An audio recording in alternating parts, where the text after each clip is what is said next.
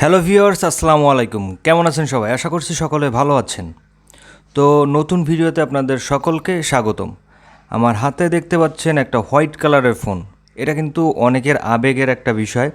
দেখতে পাচ্ছেন এটা কিন্তু নোকিয়া মাইক্রোসফট লুমিয়া সিরিজের একটা ফোন।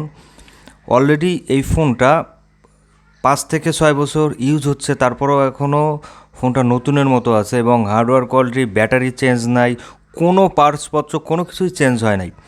খুব সুন্দর এবং বিল কোয়ালিটি আসলে বলার মতো না এই ফোনটার। তো অনেক সাড়া ফেলেছিল এই ফোনটা।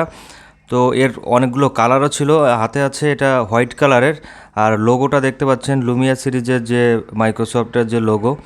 তো এটার কিন্তু সফটওয়্যারের কমতির কারণে এই ফোনটা বাজারে বেশি দিন টিকে থাকতে পারেনি।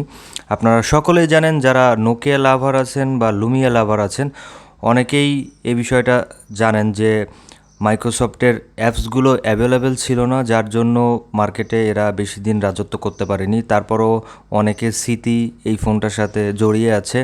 অনেকেই এই ফোনটা এখনও ইউজ করেন শুধু কথা বলার জন্য। ভালোবাসার জায়গা থেকে আসলে নোকিয়া ফোন কিন্তু ফেলে দেওয়া যায় না। অনেকেই স্মৃতি হিসেবে এটা রেখে দিয়েছেন। অনেকেই আমার কাছে বলে থাকেন যে ভাইয়া, লুমিয়ার যদি কোনো সেট থাকে অবশ্যই আমাকে একটু জানাবেন। তবে এটার ক্যামেরা কোয়ালিটিটা একটু দেখেন। ফ্রন্টে 5 মেগাপিক্সেল, ব্যাকেও 5 মেগাপিক্সেল, মেইনও 5, ফ্রন্টেও 5।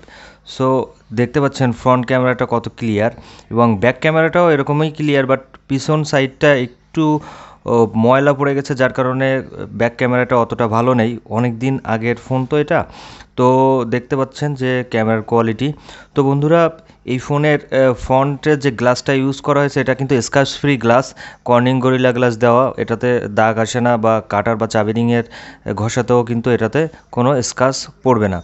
তো এর একটা প্রবলেম ছিল, সেটা হচ্ছে মেইন যে প্রবলেমটা, অ্যাপসের ঘাটতি ছিল আর ব্যাটারি এমপিআরটা একটু কম ছিল। এছাড়া আদারওয়াইজ অন্য অন্য যে বিষয়গুলো প্রত্যেকটা ব্যাপারই খুব ভালো ছিল।